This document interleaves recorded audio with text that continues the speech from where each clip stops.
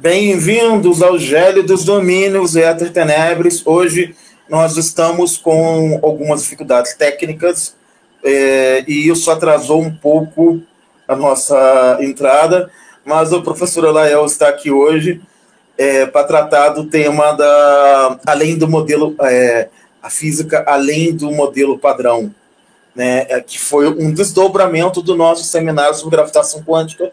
Na prática, a gente continua no mesmo tema ainda. Nós vamos ter que ter um cuidado em mutarmos os nossos microfones enquanto estamos falando, então pode aparecer algum ruído ruim aí, mas nós estamos tomando cuidado por conta dessa dificuldade técnica que está se manifestando aqui. Dessa forma, sejam todos bem-vindos. Estou vendo The Real Slim Peak. Acabou de dar uma boa noite lá o porquinho, o porco magrinho, é isso? Então, seja bem-vindo. Seja bem-vindo a todos que estão por aqui. Eu vou passar imediatamente a palavra para o, como é padrão, a gente sempre passa rápido, a palavra para o Elael para desenvolver todo o trabalho dele e todo o raciocínio dele, e a gente fica por aqui. Assim que ele aguardar, a gente volta com as questões.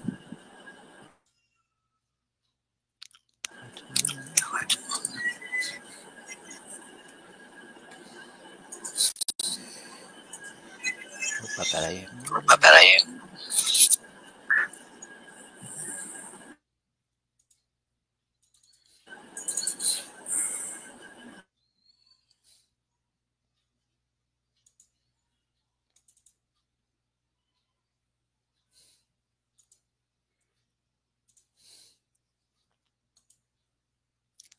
Tá, já vim aqui apresentar.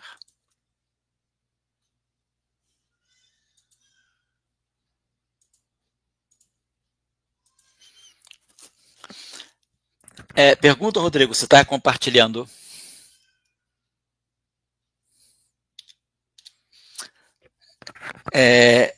Está compartilhando, Rodrigo?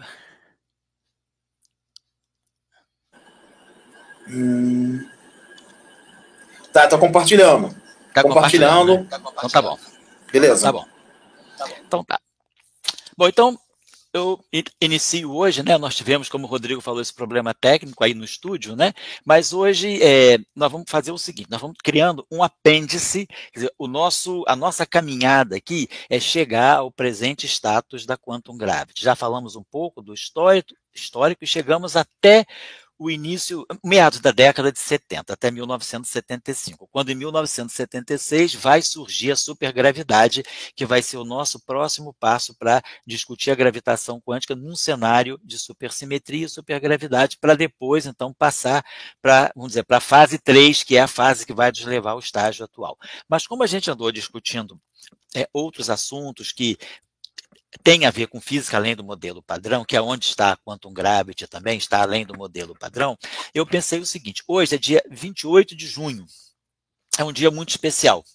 Dia 28 de junho é um dia muito especial porque em 28 de junho de 1954, Young Mills lançaram o trabalho deles, enviaram para o Physical Review o trabalho deles, que é o trabalho constitutivo, né, das teorias de Young Mills, que é uma teoria para o spin isotópico, né, que é o trabalho publicado no Physical Review de 28 de junho, né, de 1954, e abre, então, um caminho muito importante, inclusive para a gravitação, como a gente falou aqui, a partir do paper de Young Mills, teve o paper do Uchiyama, teve o paper do Kibble, que localizaram, né, que enquadraram muito bem o estudo da gravitação dentro de um cenário de teoria de Young Mills. Então, é um dia especial. Eu preparei esses slides aqui, como está escrito aqui, dentro de um curso de Física Contemporânea, do qual eu participo no Mestrado Nacional Profissional de Ensino de Física, o MNPF, né, no Polo 30, que é o polo da Unirio. E eu tinha que dar essa aula hoje, dei essa aula hoje à tarde para os estudantes, para os mestrandos, né, lá do curso de ensino de física. E aí eu estou aproveitando, então, os slides para poder trazer um pouco essa celebração, né, dos, vamos dizer, 71 anos, né, do trabalho do Yang Mills. Vou fazer uma coisa meio resumida para depois eu passar para a discussão dos novos horizontes, além da física do modelo padrão. Então, só lembrar que hoje é dia 28 de junho, então é um dia especial. O ano passado nós celebramos os 70 anos das teorias de Yang Mills no CBPF, né, organizamos um workshop de um dia inteiro, em que vieram colegas de outras instituições falar de Yang Mills, e agora, como hoje é dia 28 de junho, eu falei, não vou deixar de celebrar esse dia tão importante também no canal Ether Tenebris, né? Bom, então, a teoria de Yang Mills está muito ligada a um paradigma, que é o paradigma da unificação, né? Eu acho que nessa nossa discussão aqui, eu gostaria de chamar a atenção, como eu tenho recebido e-mails, né, através desses vídeos que nós temos feito no Ether Tenebris, eu tenho recebido alguns e-mails de estudantes, até de graduação, né, sobretudo de estudantes de graduação. Então, eu estou entendendo que tem um público grande de graduação assistindo o canal, né, dentro dos inscritos do canal. E aí eu estou tentando trazer sempre uma palavra assim muito voltada para esses estudantes de graduação, iniciantes de pós-graduação. Então, dentro dessa discussão aqui, eu acho que tem alguns aspectos epistemológicos que vão ficar claros na construção das grandes teorias da física. Grandes teorias da física, como, por exemplo, a teoria da termodinâmica, depois a teoria do eletromagnetismo de Marx, a teoria da relatividade especial, a teoria da relatividade geral, a mecânica quântica, a teoria quântica de campos, depois as teorias de Yang-Mills, modelo padrão, supersimetria, supergravidade, teorias de cordas, loop quantum gravity. Então, o que a gente mais tem na física são grandes teorias, né? E tem todo digamos, uma discussão importante, né, do papel da filosofia, do papel da metafísica na construção dessas teorias. E todas essas teorias, elas acabam induzindo algum tipo de, pelo menos do ponto de vista inscrito na própria física, algumas revoluções científicas. É uma revolução quando a gente fala do modelo padrão. A gente unificar as interações que não deixando a gravitação de lado, mas as interações não gravitacionais dentro de uma única formulação, do ponto de vista do conhecimento, é um passo muito grande adiante, né? E também lembrar da questão, né, de uma teoria, quando ela surge, ela tem um significado muito vigoroso, nem sempre ela tem uma utilidade, mas a utilidade vai aparecer, o fato dela ser aplicável e gerar nova tecnologia, pode aparecer algum tempo depois, né?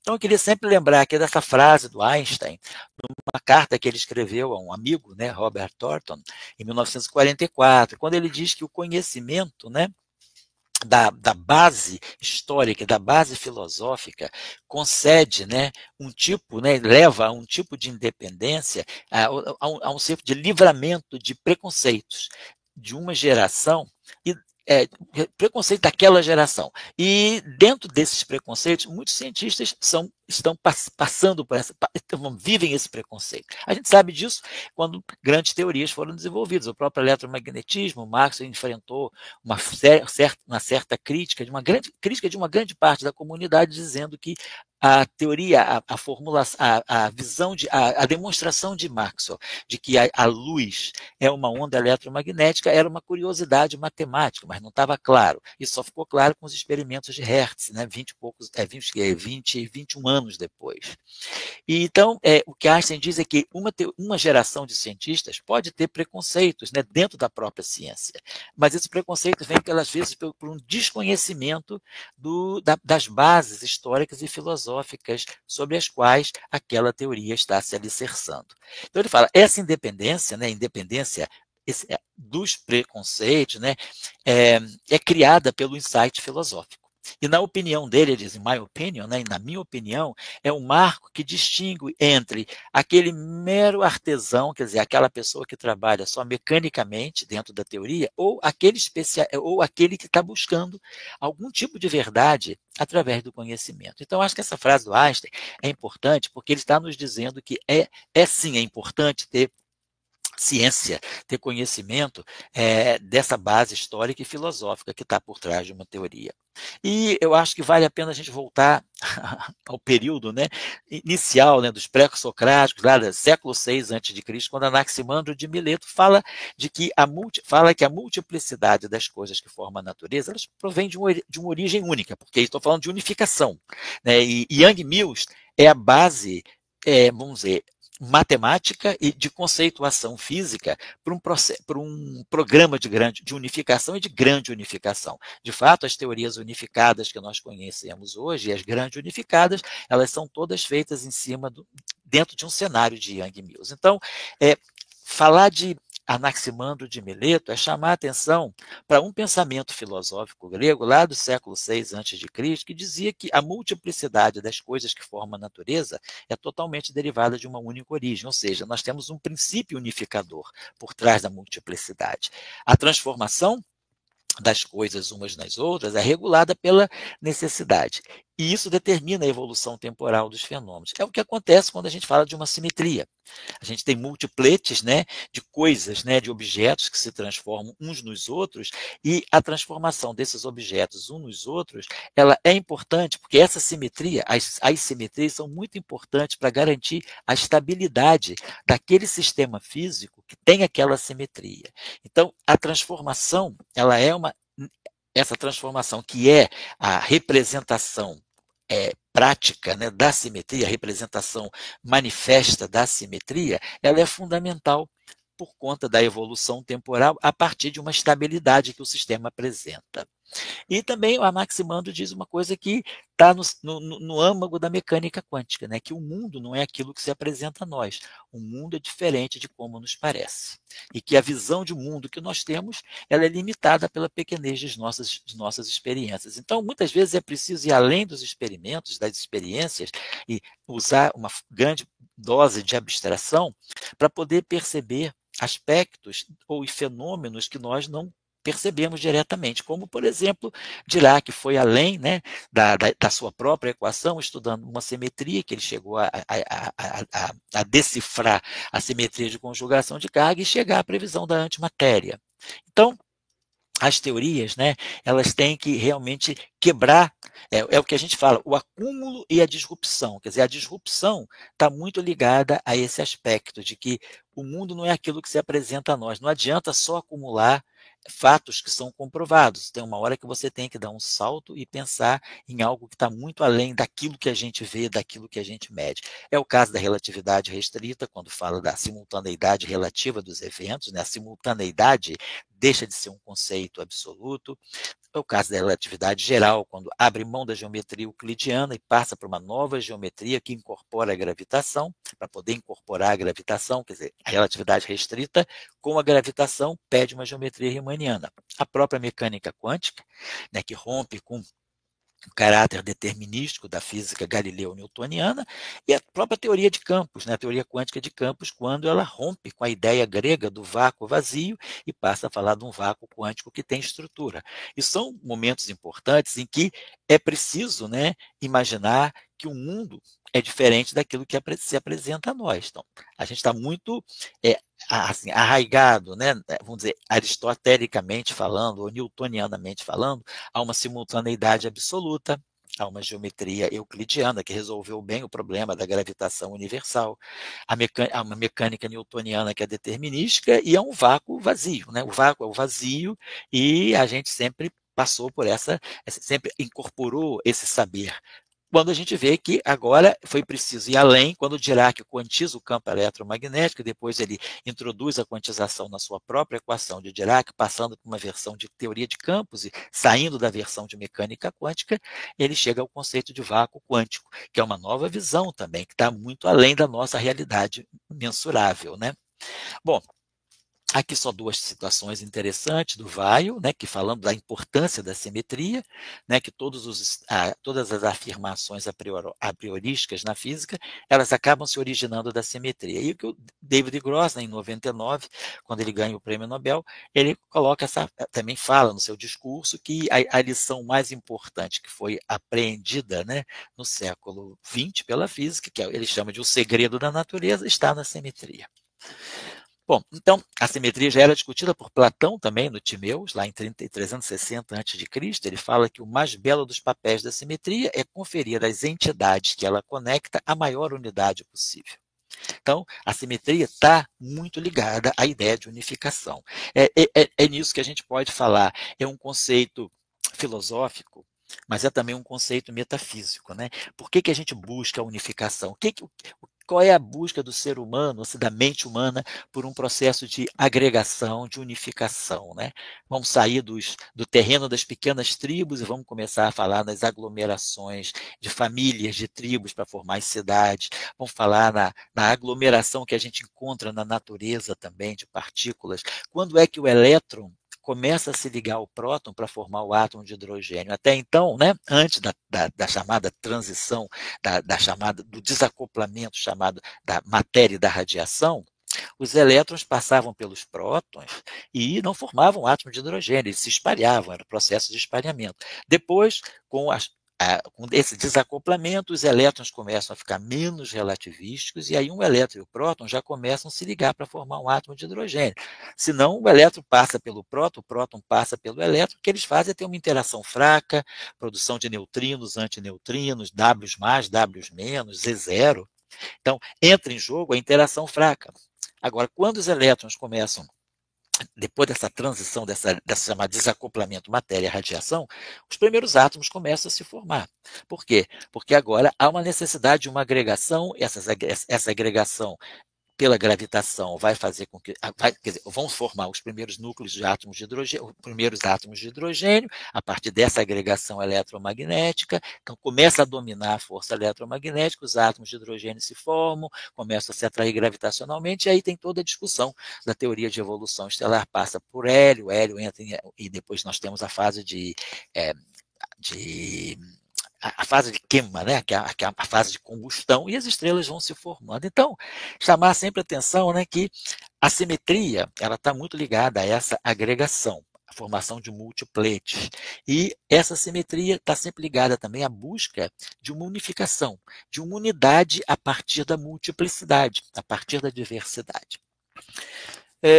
Caminhando na direção da simetria para chegar a Young Mills, né, que hoje é o dia de Young Mills, é o Young Mills Day, a gente tem a escola de Göttingen, na Alemanha, com nomes como Felix Klein, que é o pai do Oscar Klein, que depois acabou também sendo uma pessoa muito importante no desenvolvimento da mecânica quântica, o próprio Weyl, Hermann Weyl, que a gente já citou, fundamental também para a nossa compreensão da gravidade, a nossa compreensão também da própria teoria da simetria de Gauge, Hilbert, o famoso Hilbert, Einstein-Hilbert, né, do Lagrangiano da relatividade geral, o Hilbert dos espaços de Hilbert, e a nossa grande mestra M. Noether, né? Amalie M. Noether, né? Que foi a pessoa que trouxe essa relação entre a simetria no papel, a simetria das equações da física e o atributo quântico, os números quânticos que são atribuídos às partículas elementares. Então, a Noether, né, nesse período aí de 1915 a 19, 1918, ela lança seus dois teoremas, ela fez um teorema em 14 e o segundo teorema mais geral em 18 e lança os dois em 18. Então, ela está sempre, através de um princípio de simetria, nós vamos buscar números quânticos condizentes com aquele sistema que a gente está descrevendo. Então, é o caso do Eightfold Way, né, que é a simetria SO3 de sabor, é o caso do modelo padrão, quando nós temos a unificação eletrofraca junto com a QCD, é o caso das grandes unificações, das teorias grandes unificadas, é o caso da supersimetria, da supergravidade e das teorias de cordas. Então, sempre o teorema de Noether está presente em todos esses momentos. Aqui, tudo isso aqui é o teorema de Noether. A gente tem um lagrangiano, uma ação que é simétrica, essa ação simétrica vai nos fornecer grandezas conservadas, essas grandezas conservadas vão ser identificadas com números quânticos, não necessariamente grandezas que comutem, mas, portanto, não números quânticos que possam ser atribuídos simultaneamente, mas a gente vai, através dessas leis de conservação, vai procurar aqueles bons números quânticos que podem caracterizar as partículas elementares e que sejam conservados nas interações entre essas partículas elementares. Então, o teorema de Noether é fundamental nesse processo de unificação. Aqui, quando a gente fala do Eightfold Way, a gente está falando da simetria de sabor. Grupo de simetria, SO3, matrizes complexas, 3x3, unitárias e com determinante 1. Né? E, então, a gente, por exemplo, uma das representações do grupo SO3 é uma representação de um octete. Então, aqui nós temos a transformação. Eu tenho transformações de simetria que conectam próton com nêutron, nêutron com as partículas sigma, com as partículas cascata, que são essas partículas que estão aqui embaixo, que zero, que menos. Então, essas partículas, essas entidades, como dizia lá o Anaximandro, né, a transformação das coisas, né? Opa, eu acho que a gente tem aqui, né? Então, a transformação das coisas, né, umas nas outras. Isso é o que está acontecendo dentro do multiplete. Dentro desse octete, as transformações de SO3 vão fazer com que essas coisas, que são essas partículas hadrônicas, aqui, esses baryons, se transformem uns nos outros. Isso é uma invariância do Lagrangiano, da ação, né? Uma invariância aproximada, não é uma simetria exata, mas é uma simetria que já dá conta de que há uma unificação, de que essas partículas elas têm uma origem comum. Por que elas estão se multiplicando e aparecendo nesses octetes, por exemplo, como a gente tem agora, temos agora o octete de baryons, o octete depois do octete de mesons, temos aqui o octete de mesons também, no qual estão presentes os mesons π, né, lá do César Lattes. Então, aqui também nós temos esses mesons se transformando uns nos outros, temos uma assimetria aproximada, mas que está indicando uma unificação. Isso culminou depois em 1963, na verdade, com a previsão de quarks feita por Gell-Mann e por Zweig, né? Então, é sempre a unificação, quer dizer, a simetria que está lutando pela unificação, buscando a unificação. Na mecânica newtoniana, claro, a gente tem também uma bela unificação dos fenômenos celestes, né? Gravitação celestial, com a gravitação aqui na Terra, né? A maçã, ou sei lá, a pedra que é jogada para o alto e que atinge uma altura máxima, depois retorna, os objetos que caem, né? As trajetórias aqui induzidas pela força gravitacional, é a mesma lei física que está governando o movimento planetário. Então, já é uma unificação, né? E onde a gente tem agora a relatividade do espaço, mas nós tem um caráter absoluto da simultaneidade. A unificação presente é a unificação dos fenômenos gravitacionais, não importa onde a gente esteja, seja na Terra ou em qualquer planeta, ou em qualquer outra, até galáxia, né? Depois, a unificação eletromagnética de Maxwell, né? Onde a gente tem, através das equações de Maxwell, uma unificação entre campo elétrico e campo magnético, que depois é vista, claro, essa unificação é compreendida através da relatividade especial pela simetria de Lorentz. As transformações de Lorentz, associadas ao grupo de Lorentz, elas vão transformar campos elétricos e campos magnéticos, né, que esses conceitos aparecem, que pareciam até então conceitos separados, né, conceitos dissociados um do outro, na verdade são como se fossem duas faces, né, da mesma moeda. Então, isso também é uma simetria. Relatividade especial também, né, vai agora trazer que o absoluto não é mais a simultaneidade, o absoluto é a luz, a propagação da luz no vácuo. Então, com as transformações de Lorentz, que estão ligadas a esse grupo de simetria SO13, né, da relatividade especial, é o grupo das transformações de Lorentz, matrizes ligadas, matrizes ortogonais, né, com 3 direções tempo-espaciais, uma direção temporal, então, matrizes, vamos dizer, chamadas pseudo-ortogonais, com determinante 1. É o grupo de transformações de Lorentz. As transformações de Lorentz são representações desse grupo matemático, dessa simetria, desse grupo de simetria SO13. Com isso, a gente tem resultados interessantes. Não só a quebra do paradigma do absoluto da simultaneidade, mas a questão da dilatação temporal, né? Os relógios muito velozes vão ter um tic-tac mais lento, né? Então, quanto mais veloz for o relógio, mais ele vai tic-tac lentamente, e nós que estamos fora do relógio, que está em movimento, vamos ver um tempo dilatado. Para nós, o tempo passa muito rápido, e para ele, o relógio lá, quanto mais rápido ele for, para nós, ele está tic-taqueando mais lentamente.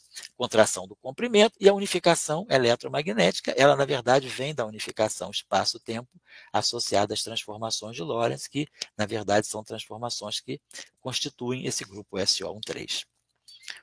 Relatividade geral. Nós estamos fazendo uma outra unificação. Nós estamos trazendo a gravidade para a relatividade especial. Então, eu estou unindo o conhecimento, né, os princípios da relatividade especial, com agora a introdução da gravidade. E aí nós chegamos na teoria da relatividade geral. E aí, sempre que a gente unifica, a gente chega a novos fenômenos. Sem a unificação, certos fenômenos não são percebidos, né? A gente não tem a capacidade de prever a existência desses fenômenos. Na relatividade geral, então, o que aparece são as ondas gravitacionais, por exemplo, os buracos negros. Na mecânica quântica relativística, quer dizer, quando Dirac unifica mecânica quântica com relatividade especial e chega à sua equação, né, e depois ele discute a questão das soluções de energia negativa, ele está chegando a um novo fenômeno, que é a previsão de antimatéria. Quando se quantiza o campo, quer dizer, quando nós pegamos os campos clássicos de Maxwell, né, o campo clássico de Maxwell, que é o campo eletromagnético clássico, trazemos a mecânica quântica, ou seja, quando Dirac, em 1927, ele quantiza as equações de Maxwell, dá um caráter quântico ao campo eletromagnético, ele chega a um novo conceito também, que é o conceito de vácuo quântico, que então é uma unificação de mecânica quântica com relatividade, né? Então, isso aí é o conceito de vácuo quântico. Então, a unificação, ela sempre nos traz momentos novos. Nós vamos ver depois na grande unificação, nas teorias de Yang-Mills mesmo, a gente vai chegar, por exemplo, à previsão de novos tipos de monopolos magnéticos, não os monopolos magnéticos de Dirac, mas os chamados monopolos grande unificados, né? Então, de novo, de Broglie também, né, faz essa importância, vamos dizer assim, essa simetrização entre a radiação, que tem um caráter corpuscular, ele traz que, então, a matéria pode ter um comportamento ondulatório. Então, de uma certa maneira, quer dizer, isso aí não é tanto unificação, mas é uma percepção de que a natureza tem simetria, né? Quer dizer, então, é uma ideia muito, assim, metafísica até. Porque por que se a radiação eletromagnética tem a radiação, né, a onda eletromagnética tem um caráter corpuscular, como Compton mostrou nos seus experimentos em 1923, por que a matéria também deveria ter um comportamento ondulatório? Deveria responder, poderia ter também um comportamento ondulatório. Por que a natureza apresenta essa dualidade? O que eu sei é que a radiação eletromagnética tem caráter corpuscular, caráter material através do fóton. O que me faz pensar como de Broglie pensou? Então, vamos fazer o mesmo para a matéria pode ser onda. Então, o que está por trás disso, né? É um pensamento metafísico de unificação. No fundo, ele está unificando matéria e radiação. Tem momentos aqui que a gente deve perceber um como o outro e o outro como o primeiro.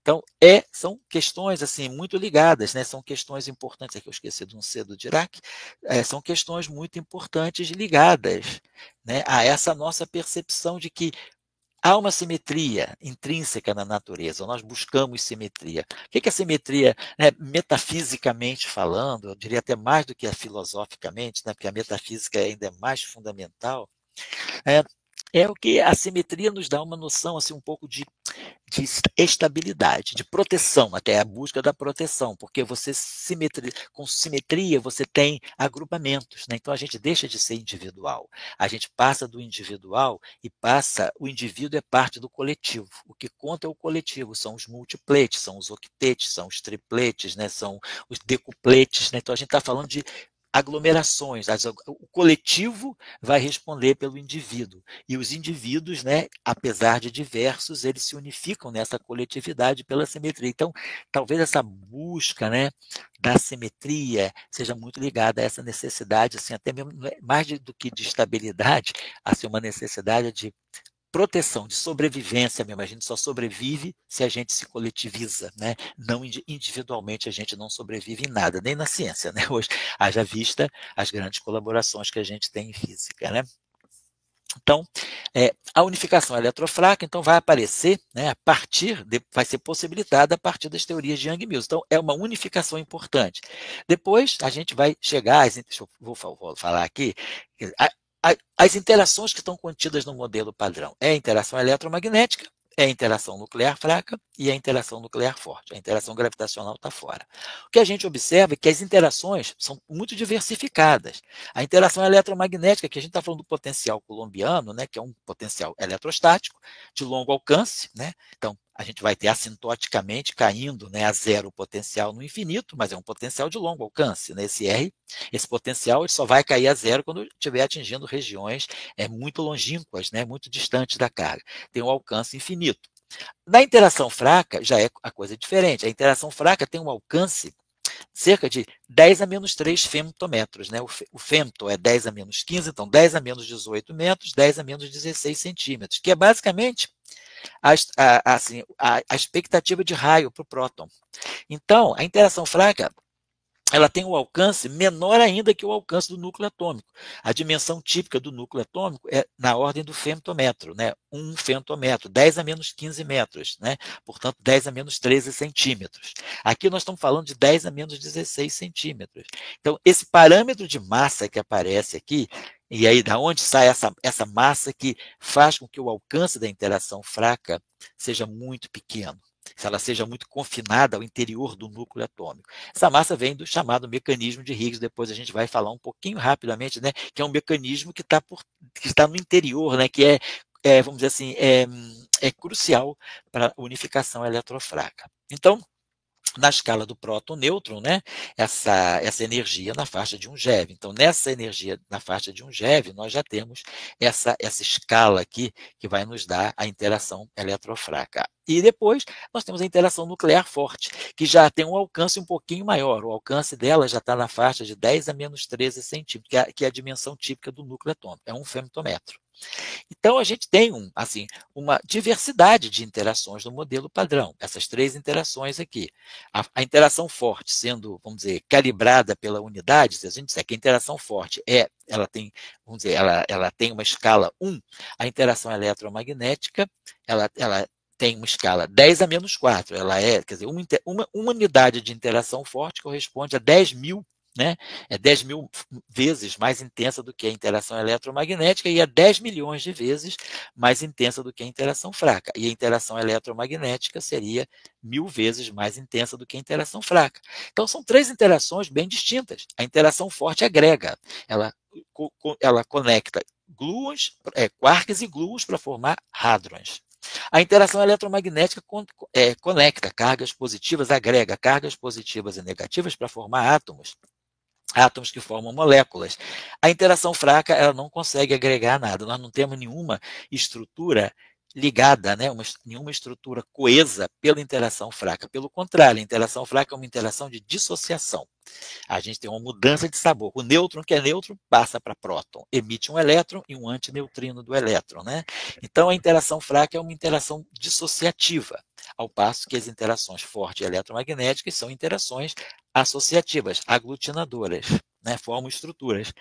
E como pensar que essas 3 interações tão diferentes, elas podem ter uma unidade, né? Podem ser unificadas. Depois, claro, nessa escala em que a interação forte vale 1, quer dizer, na escala nuclear, a gente está falando de uma escala em que a interação gravitacional é 10 à potência menos 43 da interação forte, ou seja, a interação forte é cerca de 10 a 43 vezes mais intensa do que a gravitacional. 10 a 43 seria 10 milhões de trilhões de trilhões de trilhões. Né? Então, é uma coisa muito grande, né? 10 a 36 vezes 10 a 7. Né? 10 a 36 é trilhão, trilhão, trilhão. 10 a 7 é 10 milhões. Então, é uma interação irrisória na escala nuclear. Até por isso, talvez, né, ela não está ainda unificada. No modelo padrão, ela está fora. A grande busca, né, que a gente vai falar um pouco mais à frente, não hoje, né, nos nossos próximos encontros, é a questão de trazer a unificação, a gravitação, né, nesse nível quântico, como incorporar com as demais interações. Então, depois a gente chega ainda a um processo mais ainda radical de unificação, que é pela supersimetria e pela supergravidade, quando a gente estende ainda a noção de unificação espaço-temporal. A gente sai do espaço-tempo de Minkowski, ou sai de um espaço-tempo e introduz um espaço-tempo mais amplo através da introdução de coordenadas de natureza fermiônica, são as chamadas coordenadas grassmannianas, e que vão fazer com que a supersimetria, então, ela comece a transformar bósons e férmions, férmions em bósons. Quer dizer, as transformações usuais das simetrias, quando elas falam transformação das coisas entre si, ou são coisas bosônicas ou são coisas fermiônicas. Com a supersimetria, as coisas bosônicas começam a se misturar com as coisas fermiônicas. E aí a gente tem ainda uma unificação mais manifesta, mais drástica, porque agora eu estou misturando classes de partículas com estatísticas diferentes, né? Então, são outras formas de unificação. Então, a gente está querendo buscar unificação, quer dizer, gerar de diferentes escalas a partir de uma escala única.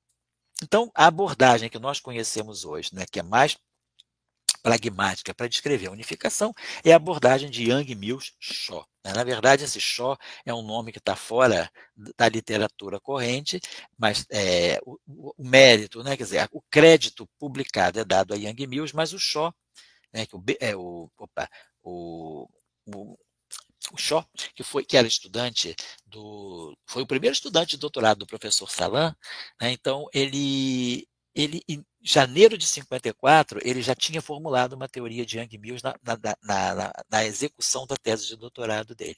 O trabalho de Yang-Mills é de junho, o do Shaw é de 1900, é de janeiro de 54, 6 meses antes, né? Só que o Shaw não publicou, ficou como capítulo de tese, ele ia publicar depois da tese defendida. Acaba que esse trabalho dele é de 54, ele defende a tese só em 55. E aí, nessa aí, Yang-Mills já tinham publicado o Physical Review. Só que as abordagens são completamente diferentes. Yang-Mills faz uma abordagem mais geométrica e o Shaw fazia uma abordagem de primeiro princípios, né? Ele pensou qual seria a teoria mais geral para descrever fótons, né, partículas de massa zero, né, spin 1, em autointeração. E aí ele mostra, se nós quisermos colocar partículas de spin 1 neutras, ou partículas de spin 1 em autointeração, eu chego a uma teoria de Yang-Mills, que é o que Yang-Mills chegaram usando uma construção mais geométrica, pensando na invariância de fase local. E aí nós chegamos às equações de Yang-Mills, né, que são uma extensão não linear. Tudo isso aqui que é verde é a não linearidade, que vem de Yang-Mills, que está trazida para complementar as equações que seriam do eletromagnetismo. Então, no vácuo, né, as equações de Maxwell no vácuo seriam divergência do campo elétrico igual a zero, rotacional do campo elétrico menos a derivada temporal do magnético, quer dizer, Faraday-Lentz, divergência do campo magnético nula e rotacional, corrente de deslocamento. Rotacional de B, corrente de deslocamento. Gradiente de φ dA dt, B rotacional de A. Yang-Mills acrescenta o que é verde. Então, é essa extensão não linear em cima, né, das equações de Maxwell, onde o que caracteriza as diferentes simetrias são as chamadas constantes de estrutura do grupo. Eu vou ter uma família de campos elétricos, uma família de campos magnéticos. E a relação entre os campos elétricos e os campos magnéticos com os potenciais elétrico e magnético são dadas dessa forma, agora com a presença de termos não lineares, termos quadráticos, né, nos novos campos, né? Então aqui a gente tem esse conjunto de equações que, assim, não vamos dizer miraculosamente, né, mas que fantasticamente eles permitem a unificação. A unificação eletrofraca e permite a construção, a descrição da QCD, quer dizer, nasce a QCD a partir de uma formulação de Yang-Mills, a própria gravitação, como a gente já falou anteriormente, né, em outros encontros, né, vista por Uchiyama e por Kibble, elas entram nessa característica das equações de Yang-Mills. A diferença entre o Yang-Mills normal, tradicional, que é esse aqui das interações fundamentais, e o Yang-Mills da gravitação é a ordem das equações. Quer dizer, na formulação da gravitação, a gente tem uma equação que vamos dizer, a descrição da ação é linear na intensidade de campo. No Yang-Mills, ela é quadrática. E isso aí tem uma diferença, né, depois, na hora de a gente analisar quais são as similaridades e quais são as diferenças entre Yang-Mills e a gravitação. Mas a formulação de Young-Mills ela é muito propícia para descrever a gravitação. Aqui, então, dependendo do grupo que a gente coloca, né, dependendo então dessas constantes de estrutura e dessa categoria, essas novas categorias de campos, né, eu tenho agora uma multiplicidade de campos elétricos e uma multiplicidade de campos magnéticos. Eles têm um índice A que vai dizer, no caso de Maxwell, A não tem esse F é zero, então gera zero, no caso de Maxwell, zeramos todos os termos em verde e ficamos só com os termos em vermelho. E aí a gente tem um único campo elétrico e um único campo magnético, o A igual a 1, só tem um índice. No caso de Young-Mills, se for, por exemplo, SU2, eu vou ter 3 campos elétricos, 3 campos magnéticos, 3 potenciais elétricos e 3 potenciais vetores magnéticos. Se for, por exemplo, no caso da QCD, da cromodinâmica quântica, que é SU3, eu vou ter 8 campos elétricos, 8 campos magnéticos, 8 potenciais tipo elétrico e 8 potenciais tipo vetorial. Então, isso vai variar de acordo com o grupo e cada interação tem uma simetria associada. No caso da interação eletrofraca, nós temos os grupos SO2 e 1. O SO2 associado ao spin isotópico fraco e o 1 à hipercarga fraca. Entra em ação um mecanismo, que é o chamado mecanismo de Higgs. Eu esqueci de botar a palavra Higgs aqui, né? Entra o mecanismo de Higgs, gerando as massas e assegurando o curto alcance, aqui saiu tudo misturado, perdão, o curto alcance das interações fracas. Então, o mecanismo de Higgs ele é introduzido, né, por fora. Não a simetria SO2-1, ela não pede o mecanismo, ela não pede o campo de Higgs, ela não pede o mecanismo de Higgs. Nós acrescentamos esse mecanismo extra à simetria SO2-1, a gente coloca o campo de Higgs como sendo um dublete desse grupo SO2, ele é sensível a SO2 e é sensível a essa simetria, ele é sensível às duas simetrias. Ele executa, né, a transição de fase, faz a quebra da simetria e assegura o curto alcance das interações fracas, além de gerar as massas, né, do elétron, do muon, do tal, dos leptons e dos quarks. Ele gera as massas dos bósons vetoriais intermediários, deixando no modelo padrão apenas o fóton e os neutrinos sem massa. Então, o mecanismo de Higgs ele não vigora nem para o fóton, nem para os neutrinos. Ele é transparente para o fóton e para o neutrino. O fóton e o neutrino não se acoplam diretamente ao bóson de Higgs no modelo padrão, mas as demais partículas todas. E depois na QCD, a simetria SU3 é o princípio de simetria, e o mecanismo que a gente acrescenta também, que não é provado, é o mecanismo do confinamento dos quarks e gluons. Então, na QCD, nós temos 8 gluons. Nós temos as 3 famílias de quarks, os 3 sabores de quarks, quark U, quark D, quark C, quark S, quark T, quark B, e temos os gluons, 8 gluons, né?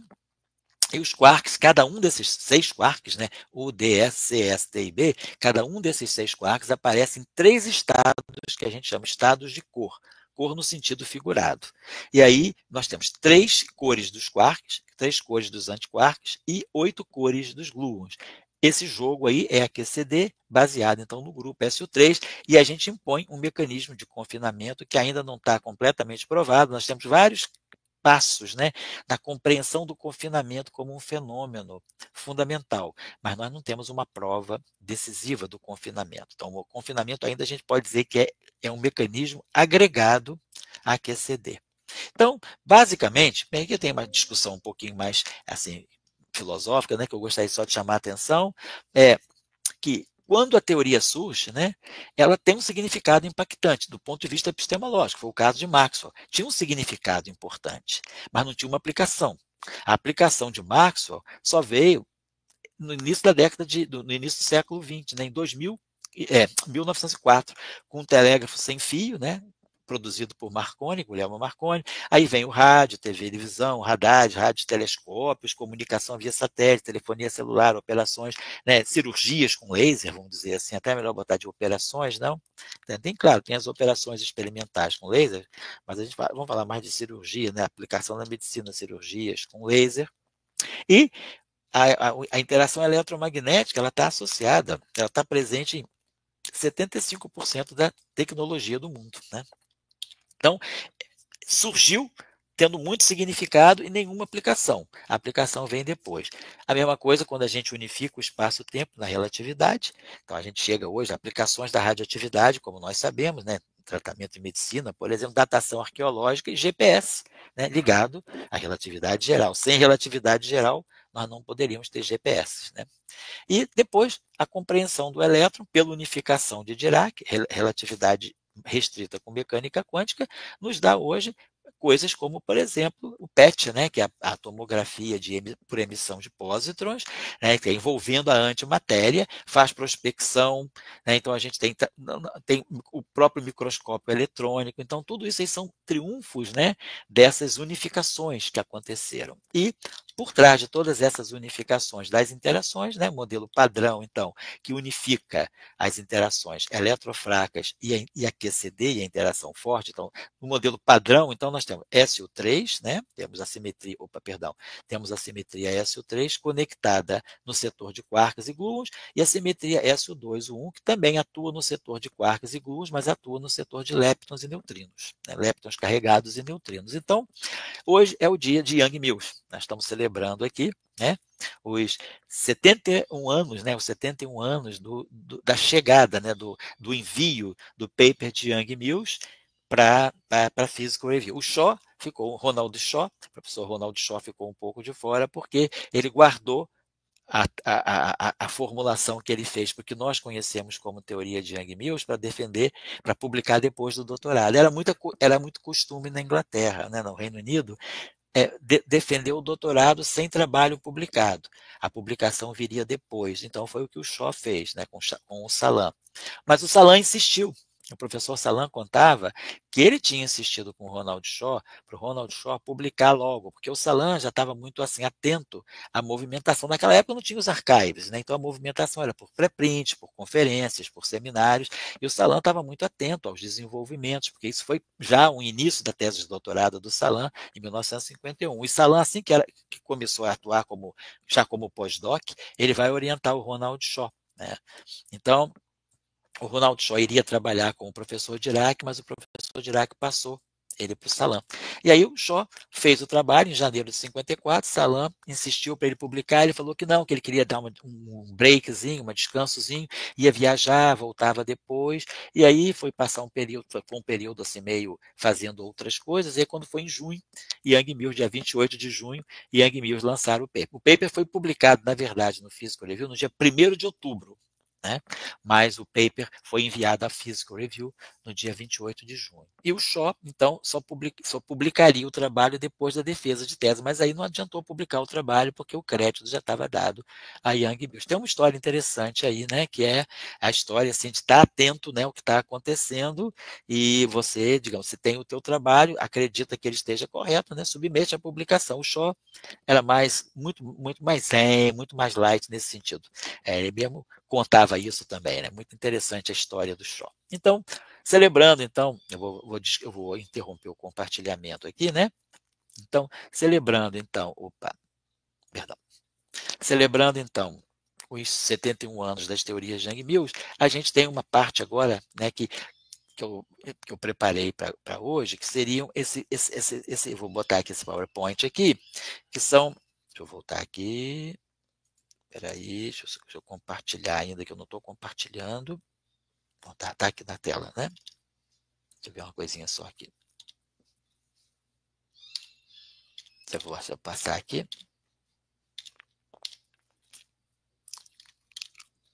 Aqui, já estou acertando aqui o compartilhamento, tá?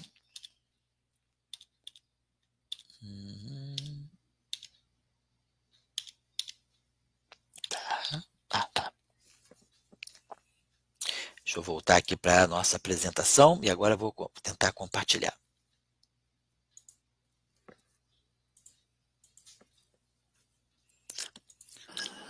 Eu achei a página pessoal do Shaw. Ah, você achou a página do Ronald Shaw? Ele morreu eu acho que ele morreu em 2016, tenho impressão. Mas na festa dos 50 anos de Young Mills, que foi em 1950, foi em 2004, nós fizemos um pequeno workshop no CBPF, também um workshop de um dia. Convidamos alguns colegas para falar e o Ronald Shaw mandou uma mensagem. A gente pediu a ele umas palavras, ele mandou uma mensagem interessante, contando um pouco a história, né, do Young Mills Shaw sem o Shaw. O Salan sempre se referiu à teoria de Young Mills como Young Mills Shaw. Mas assim, a literatura toda não cobre o Shaw, fala só do Young Mills. Você achou a página dele, né? Se você puder, então, depois, talvez disponibilizar para os participantes aqui dos nossos vídeos, né, para as pessoas que seguem, seria interessante os estudantes terem acesso para poder compreender um pouco a história, né? Então, eu botei tá no chat, aí eu vou botar aqui na descrição também. Tá bom. Então, obrigado, então, Rodrigo. Boa ideia.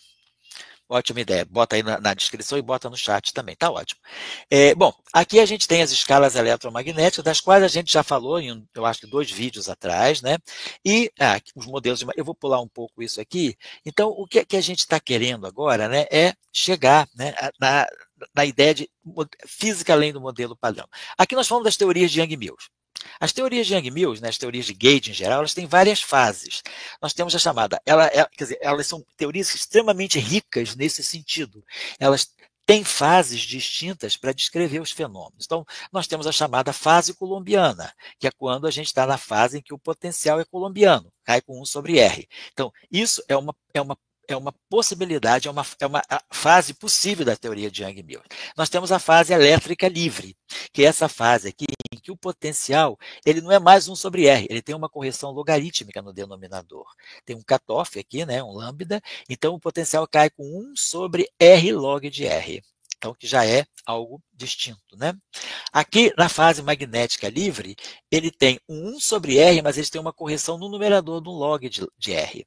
Então, é uma outra fase que a gente chama de fase magnética livre. Essas duas fases estão ligadas, né, por uma transformação de dualidade, na verdade, né? Tem uma espécie de uma transformação de dualidade que liga as cargas, né, vinda lá da dualidade, de quando Dirac descreve a quantização da carga elétrica via a existência de monopolo magnético, né? E essas duas fases aqui, aqui na verdade não é R-1, é R log de R, tá?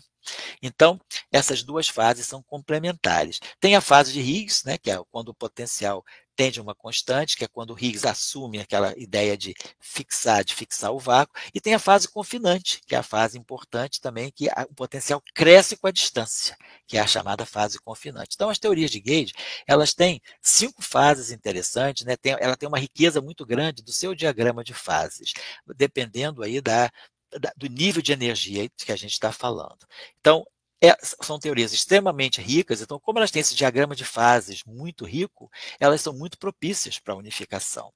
Então, aqui, esse trabalho aqui do Toft, né, de 1976, na verdade, foi nessa conferência de 75, mas o trabalho é publicado em 76, os proceedings, né, nessa conferência a Conferência Internacional de Partículas Elementares e Física de Altas Energias, em Palermo, na Itália. Ele tem esse trabalho aqui, Teorias de Gage com campos, com a unificação eletrofraca e forte. Então, nesse trabalho aqui, o Toft descreve bem, para quem quiser compreender em detalhes, né, ou não, mesmo que não seja em detalhes, quiser compreender, vamos dizer assim, panoramicamente, como essas fases aparecem, podem se referir a esse trabalho do Toft e também a esse trabalho do Stanley Mandelstam, que está publicado em 79 pelo Physical Review, que é a dualidade, carga, monopolo e as fases das teorias de Gage não abelianas. É um trabalho também muito importante que vai mostrar, vai detalhar como, vai colocar em destaque como essas fases diferentes de uma mesma teoria de Gage podem aparecer. Então, é esse trabalho do Mandelstam, que também eu considero um trabalho muito rico, é um trabalho muito bom para se colocar num curso de teoria quântica de campos depois que se estuda Young-Mills, ou então colocar num curso de Young-Mills. A gente no CBPF está fazendo uma série de aulas, de cursos, a gente fez Young-Mills 1 e 2 no ano passado, estamos fazendo Young-Mills 3 nesse semestre, e vamos fazer Young-Mills 4 no semestre seguinte. No Young-Mills 4, que nós vamos estudar as configurações topológicas, nós vamos trabalhar, né, no segundo semestre, vamos trabalhar como essas fases aparecem a partir da análise, né, do estudo desses dois trabalhos aqui, do Toffoli e do Mandelstam.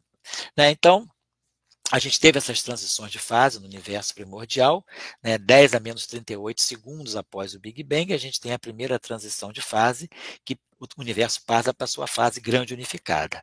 10 a menos 10 segundos após o Big Bang, né, a gente já tem a transição de fase, vamos dizer, a transição de fase da fase grande unificada para a fase eletrofraca. Então, estamos chamados a transição eletrofraca.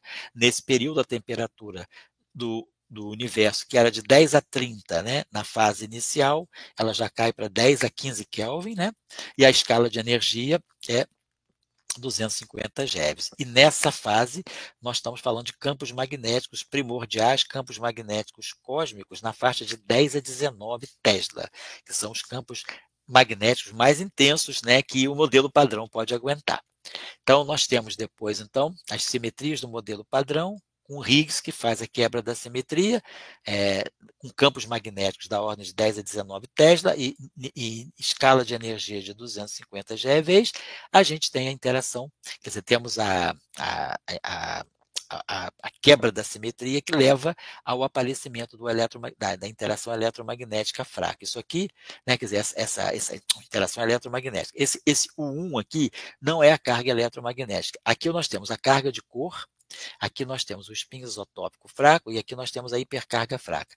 Depois da quebra da simetria, quando o Higgs quebra a simetria, nós mantemos a carga de Corr, mas essas duas cargas aqui, elas se misturam e dão origem à carga eletromagnética. A carga eletromagnética, então, vai ser uma mistura, ela vai envolver esse ângulo chamado ângulo de Weinberg, que é parametrizado dessa forma. O seno de θ ao quadrado do Weinberg é 0,23. Esse parâmetro θW faz o papel de uma constante de acoplamento da interação eletrofraca. Então, Yang-Mills, importante. Aqui nós estamos falando agora, depois 10 a menos 5 segundos. Então, nós temos 10 a menos 38, 10 a menos 10, e agora 10 a menos 5 segundos após o Big Bang, tem a última transição de fase. Os quarks já estão massivos, porque os quarks já receberam massa do Higgs, né, pelo mecanismo de Higgs, na fase anterior, na fase eletrofraca, e agora os quarks massivos, eles vão passar para a fase confinante. É quando os quarks ainda estavam livres e agora eles se confinam com os gluons para formar os hadrons, os bárions e os mesons. A temperatura já caiu para 10 a 12 Kelvin e nós estamos falando de campos magnéticos agora já menos intensos, 10 a 16 GeV. Então, esse é como o universo vai resfriando e a interação aqui e a interação, vamos dizer assim, a formulação de Yang-Mills vai se adequando a cada uma dessas fases, né? A fase grande unificada, que nós falamos lá atrás, é uma fase em que uma das teorias mais populares é o SU5. Tem vários modelos grande unificados, né? Eles se complementam um pouco entre si. Não tem nenhum modelo assim preferencial, mas o modelo grande unificado SU5, ele se desdobra depois no modelo padrão. Então, a partir dele sai o modelo padrão, e o modelo padrão depois se desdobra naquilo que nós temos hoje, né? Que nós temos a QCD com a simetria SO3 de Corr e o eletromagnetismo com a simetria U1 associada à carga eletromagnética. Nesse meio do caminho aqui, essa simetria aqui foi totalmente quebrada. O que sobrou aqui desse U1 eletromagnético é uma combinação dessa simetria com um fator dessa simetria. Uma parte do SO2, ela se junta com esse U1 para formar o U1 eletromagnético e dá origem ao que nós conhecemos como fóton e Z0, né? O fóton está aqui. O fóton é essa combinação dessa simetria, quer dizer, o U1 associado ao fóton, quer dizer, a simetria eletromagnética, o U1 do fóton, ela é uma combinação dessa simetria U1 com a terceira componente dessa simetria, que essa simetria tem vamos dizer, você teria três eixos. O eixo I1, I2 e I3. O eixo I3 dessa simetria se combina com o eixo dessa simetria, com a carga hipercarga fraca, para formar o que nós conhecemos como carga eletromagnética. A carga eletromagnética está aqui. Ela sai dessa combinação, desse número quântico associado a essa simetria, com esse número quântico aqui, para dar origem depois ao que sobra para nós depois da quebra pelo Higgs, né? O Higgs faz a quebra, o que sobra para nós é a simetria eletromagnética e a simetria de Corr. Muito bem. Então, só para mostrar a importância da teoria de Yang-Mills para a gente compreender a unificação, quer dizer, a diversidade, né, ela está vindo de uma unidade, e o Higgs é que vai quebrar a unidade para trazer a diversidade. Então, o Higgs propicia a diferenciação entre entre a interação eletromagnética e a interação nuclear fraca. A interação nuclear forte, o Higgs não toca. O Higgs não tem nenhuma, vamos dizer assim, nenhuma afinidade com a interação forte. Ele dá a massa para os quarks, mas sai de campo. Ele não participa vamos dizer assim, das interações fortes. A interação do Higgs com os quarks é uma interação fraca. Então, pela interação fraca, o Higgs transfere massa para os quarks. E os quarks têm interação forte entre si, com os gluons, né? Mas o Higgs ele fica no setor fraco. Os quarks têm interação fraca, têm interação forte, têm interação eletromagnética. Claro, tem interação gravitacional. Como os quarks são muito universais, pela interação fraca, ele se comunica com o Higgs e ganham massa. Mas o Higgs fica fora da interação forte, ele fica só na interação fraca. Então, ele passa massa e ele fica na interação fraca e também não fica na interação eletromagnética, ele é neutro, né? Então, o Higgs ele concede massa aos leptons carregados, ao elétron, ao muon, ao tal, deixa os neutrinos sem massa, dá massa para os leptons carregados, dá massa para os quarks, e essas partículas têm carga. Então, elas interagem eletromagneticamente, elas têm carga, têm momento de dipolo magnético, então elas têm uma rica interação eletromagnética. O Higgs faz tudo isso, mas dos bastidores da interação fraca. Ele se mantém no setor fraco. Ele não tem interação forte e não tem interação eletromagnética direta. Aqui, as equações de Yang-Mills que eu já tinha apresentado antes, com as mesmas coisas, e só com a novidade, né, que eu tinha falado, que agora a divergência dos campos magnéticos de Yang-Mills ela já não é mais zero. No caso de Maxwell, a gente vai fazer esse F ABC igual a zero, ou G igual a zero. A gente então fica com divergência do campo magnético igual a zero, que é a lei de Gauss do magnetismo. Mas no caso de Yang-Mills, não. Eu tenho uma fonte de campo magnético que depende do próprio campo magnético e depende dos potenciais vetores magnéticos. Então, isso me dá a oportunidade de uma teoria de Yang-Mills nós termos uma categoria de monopolos magnéticos, que são monopolos magnéticos que depois a gente vai chamar de Toft e Polyakov, porque foram eles que estudaram. Mas, na verdade, são monopolos de Yang-Mills. Aqui estou dando o caso de uma teoria de Yang-Mills SO2, nós temos 3 campos elétricos, temos 3 campos magnéticos e temos 3 potenciais. O campo elétrico é dado, por exemplo, o campo elétrico é dado dessa forma em termos dos potenciais. Derivada gradiente do φ1 menos derivada. Isso aqui seria puramente maxwelliano. Isso aqui já é Yang-Mills. Depois o campo magnético, a componente, vamos dizer, X do campo magnético, ela ganha essa componente nova aqui que depende do potencial vetor. Aqui era simplesmente o rotacional. Isso aqui é eletromagnetismo. Isso aqui é o que vem de Yang-Mills para corrigir. Então, depois nós temos a divergência do campo elétrico. Então, né, a divergência do campo elétrico é 1, fica dada dessa forma aqui, pelas equações. Isso tudo sai daqui, dessa equação aqui. Tá? Muito bem. Então, isso no caso do grupo SO2. No caso do grupo SO3, é a mesma estrutura, mas tem mais termos, né? Porque nós temos agora não só 3 campos elétricos e 3 campos magnéticos e 3 potenciais. A gente tem 8 no caso de SO3. Muito bem. Então, nesse trabalho aqui, no Manton, né? Neil Manton, ele vai estudar os monopolos magnéticos aparecendo, né? Quer dizer, esse chamado monopolos de Toft e Polyakov, né? Que na verdade estão vindo daqui, né? Quando a gente acrescenta o setor de Higgs, não é só exatamente daqui, tem que ter também o campo de Higgs associado aqui. Então, quando eu introduzo Yang-Mills com o campo de Higgs, então a gente chega aos monopolos de Toft e Polyakov e o Manton estuda aqui a relação de forças entre esses monopolos, como esses monopolos constantes, esses monopolos compostos interagem, né? Então isso tudo já é física, quer dizer, é física assim, fundamental, até além do modelo padrão, porque a gente vai falar dos monopolos na teoria SO5. Então, aqui é quando aparecem os monopolos nas grandes unificações. Então, quer dizer, os monopolos de Toft, Polyakov. Então, aqui a gente está falando de monopolos que já estão além do modelo padrão. Está na teoria SO5, já não está no modelo SO3 cross SO2 1.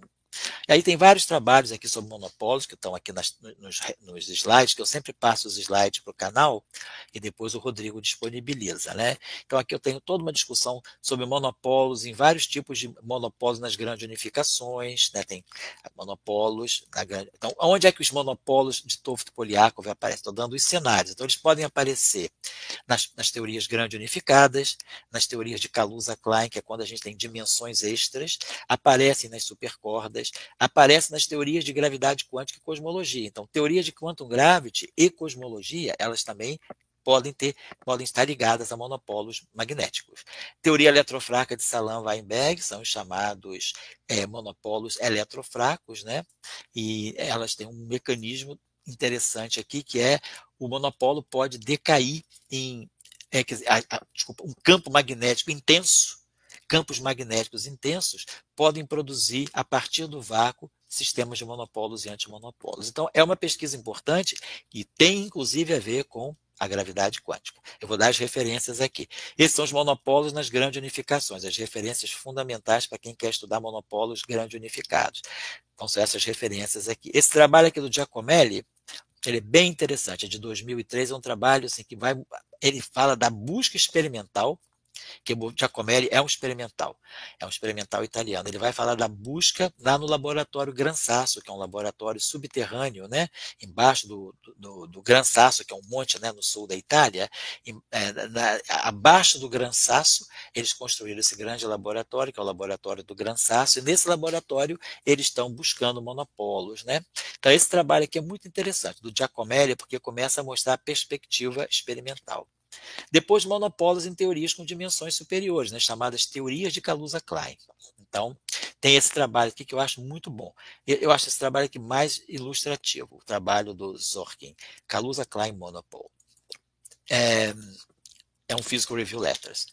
Portanto, assim, é mais resumido, mas ele é bem conciso, dá bem a ideia. Monopólios nas teorias de supercordas e nos universos de Brana. Então, aqui nós temos algumas referências para quem quiser buscar como compreender monopólios a partir das supercordas. E aqui os monopólios enquanto gravity e cosmologia. Esse trabalho aqui do Hayant é interessantíssimo, né? Que é monopólios magnéticos na teoria de campos e na cosmologia. E esse trabalho aqui do Szabo também, monopólios magnéticos e associações, são as chamadas deformações não associativas da teoria quântica. Esse trabalho aqui é um trabalho, vamos dizer, de física matemática. Esse trabalho aqui é um trabalho de física teórica. Então, que está nas Philosophical Transactions da Royal Society. É um trabalho está muito bem, assim, é um trabalho bem, vamos dizer assim, bem digerível. Então, é para olhar como monopólios podem aparecer em conexão com a cosmologia e na cosmologia entra a gravidade quântica, vai desempenhar um papel importante vamos dizer, nesse cenário cosmológico. E aí aparecem monopólios magnéticos. E depois os monopólios eletrofracos que estão sendo esperados, estão sendo medidos, né? Está se esperando medir na colaboração moedal do LHC. Monopólios também produzidos em campos magnéticos. Esse trabalho aqui é muito interessante, esse trabalho do Affleck e do Manton, que é a produção de pares monopólios, antimonopólios em campos magnéticos. Ele está trabalhado aqui nesse artigo de 1982 no Nuclear Physics. É o chamado dual do mecanismo Schwinger. Então, ele dá aqui mais ou menos, né, a taxa de produção de monopólios, né, a partir de um campo magnético B muito intenso colocado no vácuo. Então, eles calculam qual é a taxa de produção de monopólios e antimonopólios a partir de campos magnéticos muito intensos no vácuo. Aqui são chamados monopólia, né? Que são também monopólios no LHC, né? Quer dizer, com eventos de default. Quer dizer, monopólia é porque está falando, os monopólios estão, vamos dizer assim, monopolizando muito essa discussão de física além do modelo padrão. Condensados de monopólios em supercondutores também é uma coisa importante, né? Então, quer dizer, monopólios estão muito presentes em física além do modelo padrão. A relação de monopólios como matéria escura, como monopólios podem, quer dizer, como a matéria escura pode incorporar monopólios como candidatos, né? Depois os monopólios na era de Seiberg-Witten na supersimetria. Então, monopólios, né, em física além do modelo padrão. Quem quiser fazer uma boa revisão de monopólios, né, uma revisão bem recente, assim, de 2020, é esse trabalho do Mavromatos e do Mitsu. É muito interessante esse trabalho, é bem didático. Ele é um International Journal of Modern Physics, mas ele está num formato assim, de um Physics Reports. E está publicado nos archives também, né? Lá do ano de 2020, mês de maio, mas assim, ele já pode ser, quer dizer, a forma de artigo publicado em revista está no International Journal of Modern Physics. É um trabalho muito bom porque ele faz uma descrição muito clara da busca de monopólios nos anéis de colisão, sobretudo no LHC, e também pela astrofísica e pela cosmologia. Então, é um trabalho muito recomendado para quem quer ter um review bem atual sobre monopólios. Excelente.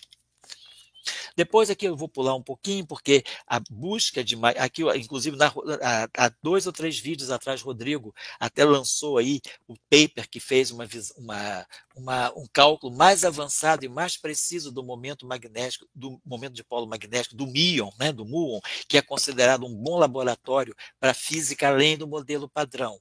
Mas esse resultado recente, de um mês atrás, mais ou menos, ele vai na direção ainda de confirmar o modelo padrão. Ele ainda não está trazendo um conflito para o modelo padrão, uma tensão no modelo padrão. Isso aqui é só umas referências, vamos dizer assim, uns parágrafos, uns slides que eu coloco para escrever para quem não sabe muito bem o que é a chamada anomalia magnética das partículas carregadas, do elétron, do muon.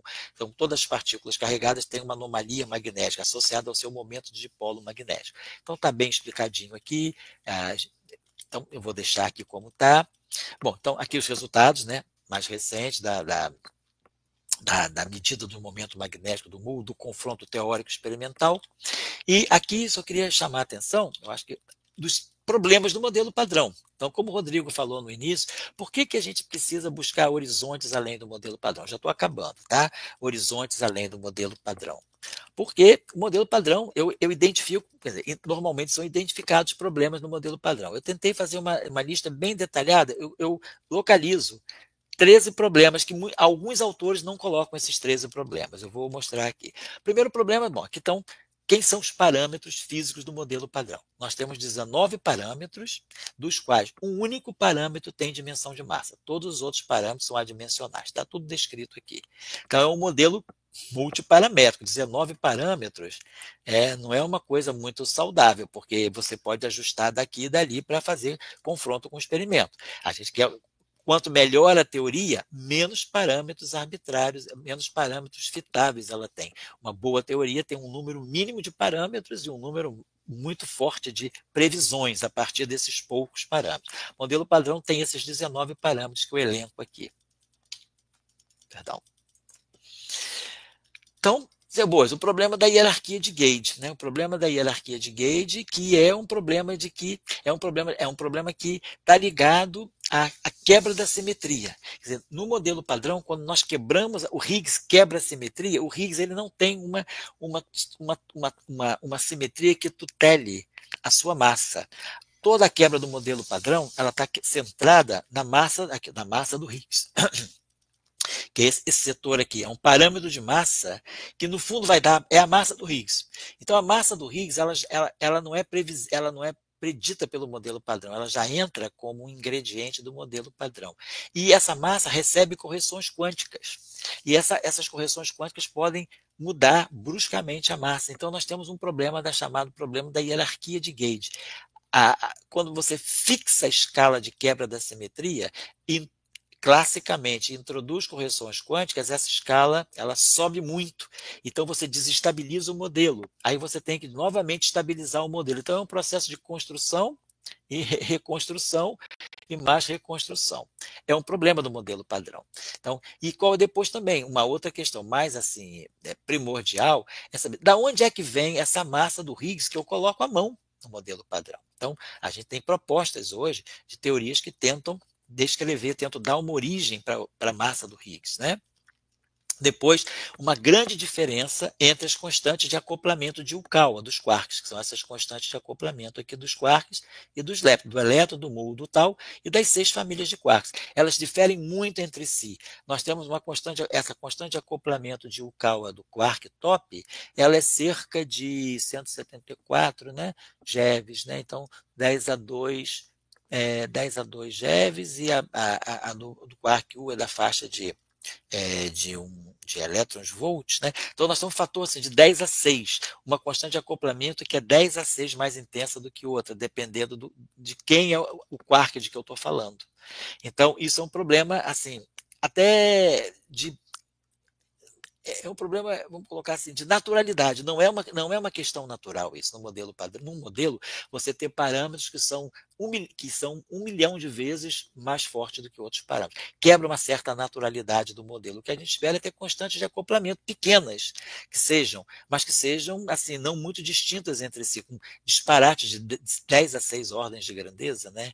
Então, a constante de acoplamento de Yukawa do elétron é muito pequena e a do quark top é gigantesca. Né? Questão que está em jogo também, violação de CP forte no setor forte. Isso aqui está muito ligado ao momento de polo elétrico do nêutron. É uma questão importante para também se compreender, né, por que o universo tem mais matéria do que antimatéria. Depois, neutrinos no modelo padrão estão sem massa, então nós não temos oscilações de neutrino no modelo padrão. A física de neutrino, na verdade, ela precisa sair do modelo padrão para poder dar massa, reproduzir as massas dos neutrinos e as oscilações que são dadas por essa matriz de Ponte-Corvo, matriz PMNS, que é o análogo da matriz de Kabib-Kobayashi-Maskawa para os quarks. Depois, a questão da matéria escura, que o modelo padrão não considera nem interação gravitacional, nem matéria escura, são pontos fracos do modelo padrão.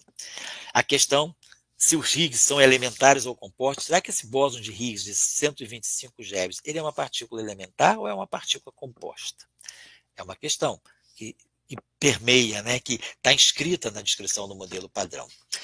Eventualmente também, esse indício, esse setor de mesons B, dos mesons built, né, dos mesons B, ele pode trazer novos canais de decaimento, está aparecendo indicar novos canais de decaimento que não reproduzem os resultados teóricos do modelo padrão.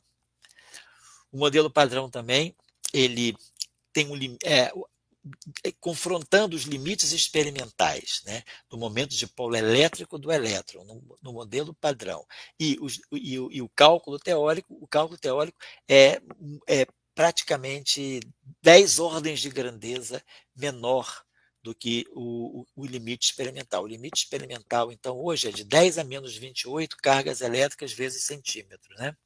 E o limite do modelo, e o cálculo do modelo padrão dá um valor muito baixo.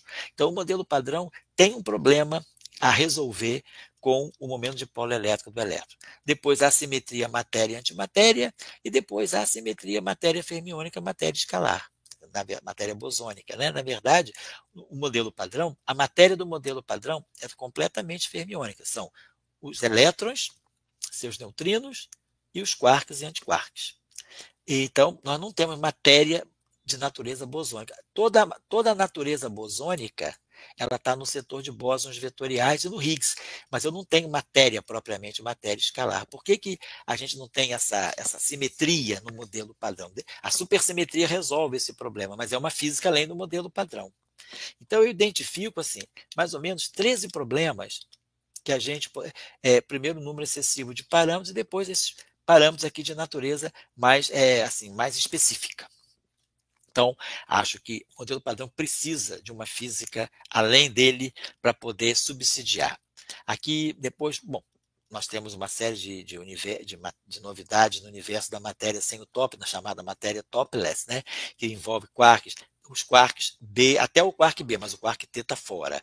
Novos tipos, né, de pentaquarks, né, os chamados pentaquarks e os chamados tetraquarks. Então, isso é uma novidade importante, já descoberta, né, estou dando as datas aqui e os experimentos. Né.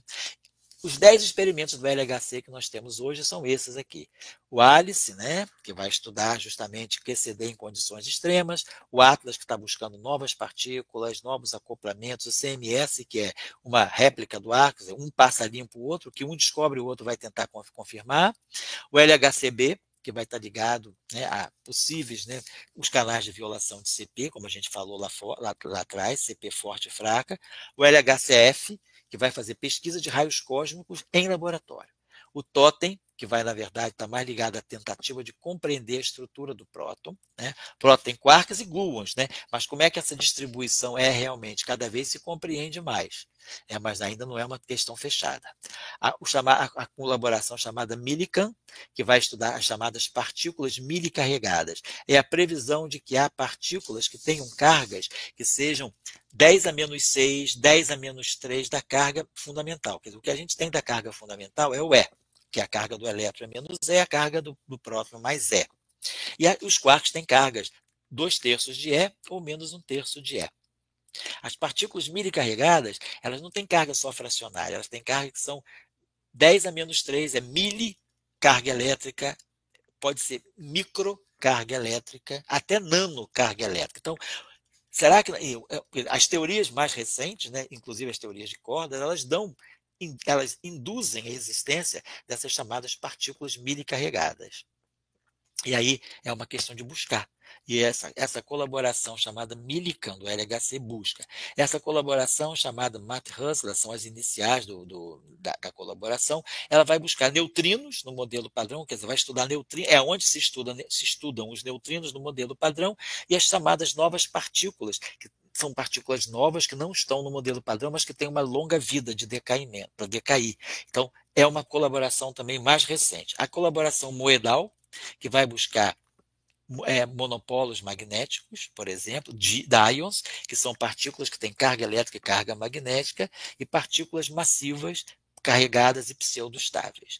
E a colaboração Phaser, que vai estudar, por exemplo, essa nova categoria de fótons, né? As ALPs, que são as axion-like particles, vai estudar áxions, fótons escuros, que são os parafótons, e neutrinos de altas energias. Hoje nós temos essas 10 colaborações, esses 10 experimentos do LHC, todos, vamos dizer, modelados, né? Todos traçados para buscar física nova, além do modelo padrão. Depois, nós temos também uma nova física que é buscada nos colisores, na busca através de experimentos com heavy ions, quer dizer, são íons muito pesados e altamente relativísticos, que geram campos magnéticos muito intensos, na faixa até de 10 a 13 Tesla. Então, com esses campos, 10 a 11 Tesla, então, que são campos típicos de magnetários, né? No LHC, por exemplo, a gente tem um campo magnético de 8,3 Tesla, mas a gente fala nessas colisões de íons pesados, como essas colisões dos íons de chumbo multiperiferais, a gente pode chegar até campos magnéticos da ordem de 10 a 16 Tesla. E isso pode trazer para nós uma nova física que nós estamos buscando compreender. Heavy ions e nova física, então aqui a gente tem vários limites, quer dizer, estou meio corrido agora, que já está meio tarde, né? E depois falar dos futuros colisores leptônicos, né, que vão buscar, vão além do colisor de prótons, do elétron, de colisores de elétrons, eventuais colisores de míons, né? Hoje também esses chamados colisores aqui, FCC, elétron-pósitron, são novos colisores leptônicos, elétron mais, elétron menos, e outros de mu, que ainda está longe de se construir os colisores de mu, por causa da o mu é muito instável, ele decai em 10 a menos 6 segundos, né? Então, mas assim, são futuros colisores que vão buscar também nova física além do modelo padrão. Então, eu diria que, por exemplo, deixaria essas referências aqui, deixaria esses slides para a gente poder falar um pouco assim do modelo padrão, seus problemas e novos horizontes, né? Ou novos caminhos para se entender física além do modelo padrão. O nosso, vamos dizer assim, o nosso ponto de convergência aqui é com os monopolos magnéticos e a quantum gravity. Então, uma coisa que vai ser importante quando a gente falar de quantum gravity é lembrar dessa, deixa eu apagar aqui, deixa eu voltar aqui rapidinho, né? Desses trabalhos que falam de monopolos em conexão com a cosmologia e a quantum gravity. Então, vamos chamar a atenção de novo desses trabalhos aqui mais à frente, quando a gente voltar ao presente status da quantum gravity. Eu vou interromper o compartilhamento, vou dizer que por hoje, então, a gente fez essas duas, né, vamos dizer assim, a gente fez essas duas discussões, a discussão dos 71 anos, hoje é o Young Mills Day, é o dia de Young Mills, é hoje, da teoria de Young Mills, e por coincidência caiu num sábado, junto justamente com o canal aqui do Rodrigo, né, e do Alexandre, então vamos aproveitar esse ensejo para chamar a atenção dessa data importante, e depois falamos desses novos caminhos além do modelo padrão. Nós demos, então, 2 desvios da nossa meta, que é chegar, né, semana que vem eu já tinha preparado, mas aí eu lembrei que o Rodrigo tinha lançado esse tema para o vídeo de hoje. Então, na semana que vem eu apresento os vídeos que eu preparei sobre a Quantum Gravity na era da supergravidade, na era em que a supergravidade era a visão hegemônica para a Quantum Gravity. Hoje não é mais. A supergravidade hoje, ela está, digamos, existem outras visões que são importantes e que deixaram a gravidade, a supergravidade, assim, mais como coadjuvante do que como o papel principal, né? Já foi o tempo em que a supergravidade foi o papel principal. Hoje ela é um ingrediente dentro de algumas das visões que se tem de gravitação quântica. Rodrigo, então eu termino por aqui hoje a exposição, deixo a palavra contigo, são 8h34, já ficou muito tarde. Eu acho que a gente eu poderia dispor de 5 minutos, 6 minutos até 8h40 para a gente fazer uma pequeno esclarecimento ou discussão, inclusive da tua parte. Eu vou me silenciar para passar a palavra a você agora. Então, vamos ver se eu consigo falar sem retorno. Alguém está perguntando aqui sobre as interpretações da mecânica quântica, se elas impactam esse modelo. O Daniel Lima Souza fez essa questão, e eu passo para você.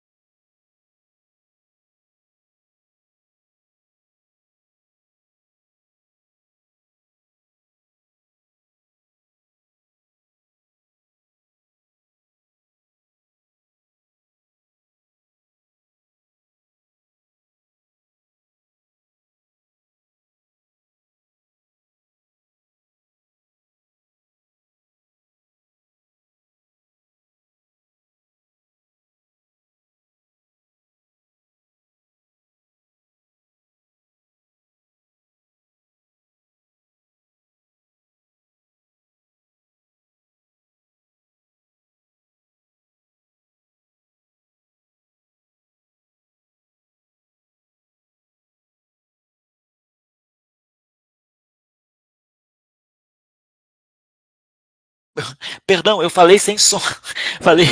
Desculpa, eu respondi ao Daniel sem som. Agora que eu estou vendo que eu estava. Desculpa, Daniel, então vou responder.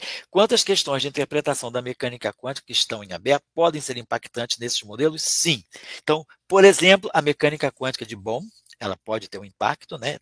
Ela teria um impacto, tem um impacto. A mecânica quântica também, a formulação de multiversos também tem impacto. Então, a gente tem a formulação, por exemplo, de Wigner, a formulação de espaço de fase de Wigner. É interessante também olhar o modelo padrão sob o ponto de vista dessas interpretações e dessas formulações alternativas para o modelo padrão. Tem impacto, sim. Eu não sou conhecedor da área, nunca militei nessa área, mas digo que sim, vale a pena procurar essas questões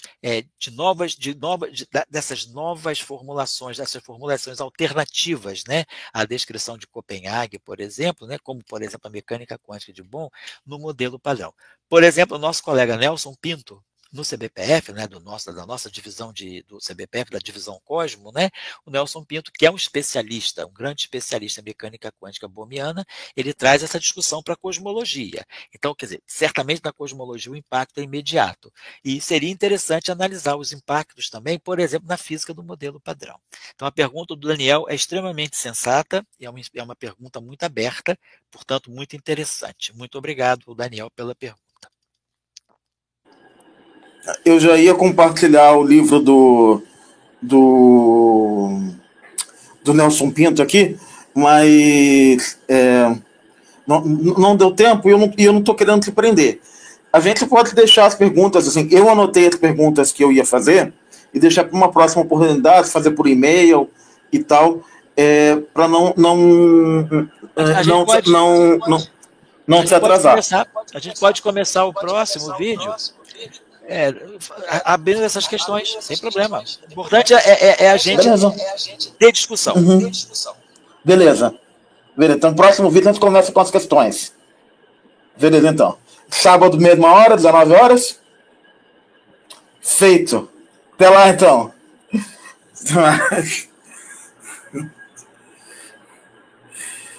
Obrigado, pessoal. Como vocês veem, hoje a gente está com algumas limitações técnicas e foi por isso também que eu não quis, que eu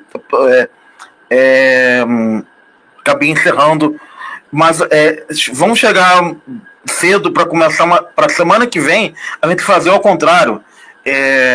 A gente agradece ao Elael, que eu esqueci de agradecer, foi mal educado, mas semana que vem a gente começa ao contrário. Tá, eu vou compartilhar o livro do... eu tô com 2 livros aqui para compartilhar. Vou compartilhar aqui rapidinho.